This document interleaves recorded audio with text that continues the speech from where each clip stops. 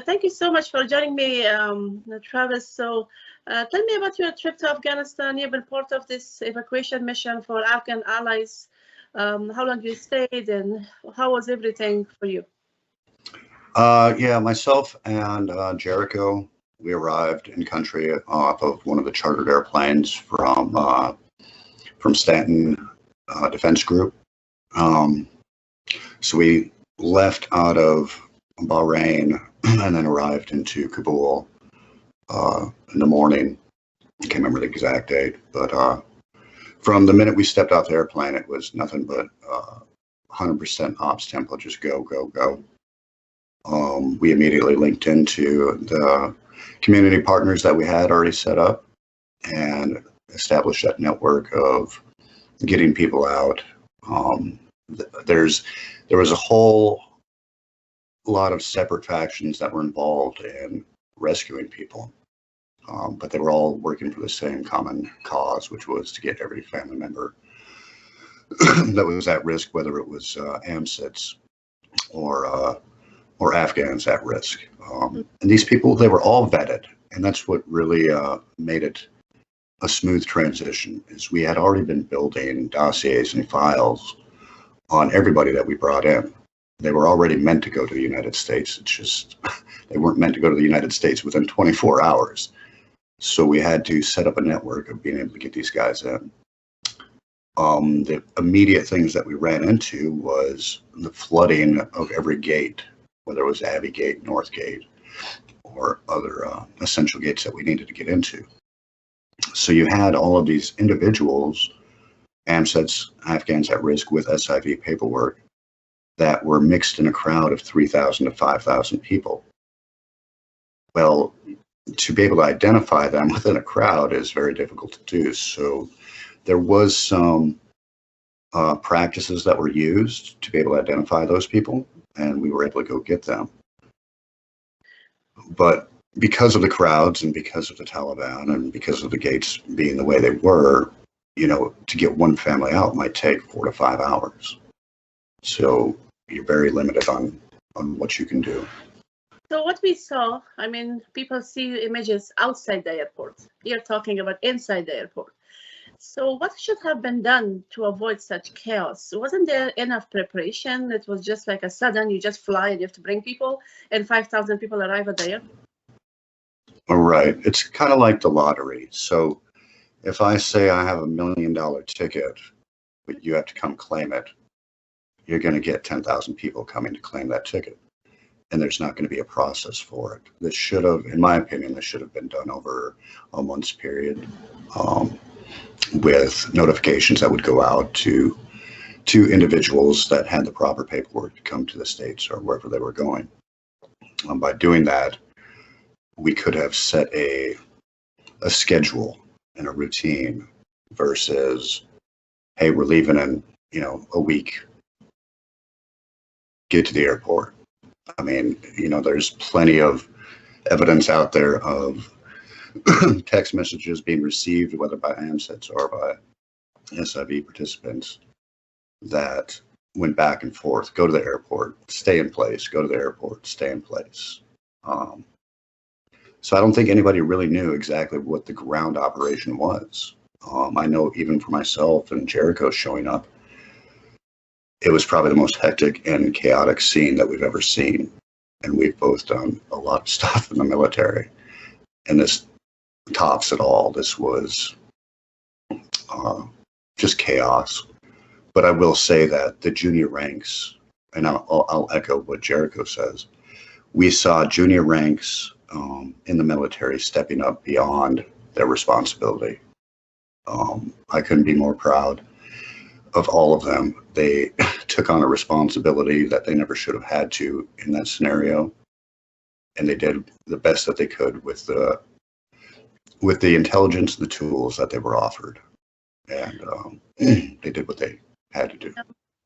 So when the attacks happened, you were there and you didn't have enough intelligence information, like this attack should be preventable to avoid such casualties, especially 13 Marines dead and hundreds of Afghans killed, and it was such a disastrous.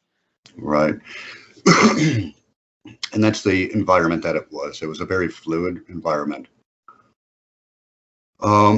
Even open source intelligence said that, hey, there's a threat at all of the gates. Well, to pinpoint all of those gates is nearly impossible. And even if you did say that a bomb is going to go off at 3 o'clock, there's still going to be people that are going to flood that gate because they don't know any better.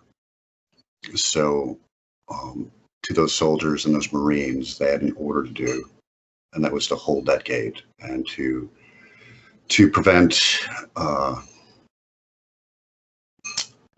a mass flow that had happened a week prior. So they were doing their job, they were doing their orders as they knew fit.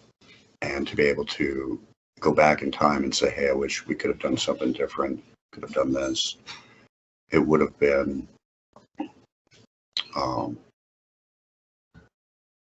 I don't think without having a months upon months of planning would have changed what happened that day.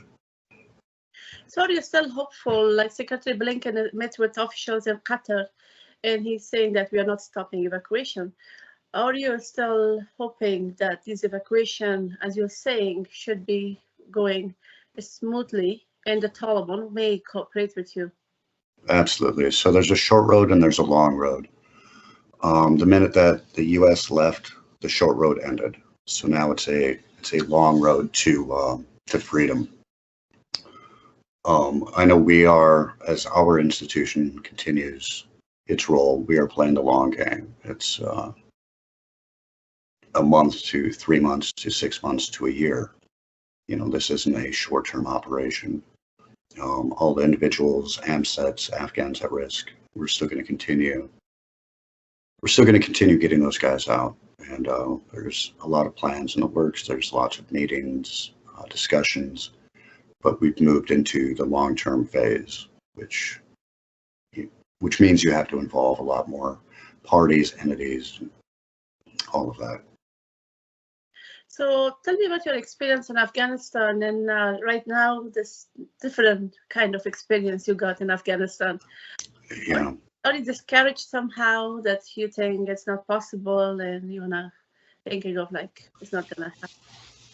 Yeah, I mean, if you take the last decade and you see the progress that we made in Afghanistan as a whole coalition, it was phenomenal.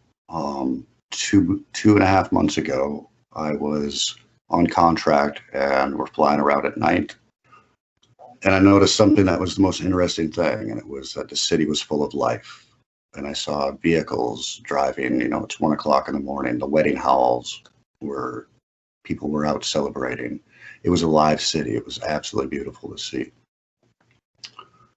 To return 2 months later and to see what happened to that joyful area turn to chaos and 20 years worth of work just down the drain. So you work with some Afghans. Were you able to save them? Are they? Yes.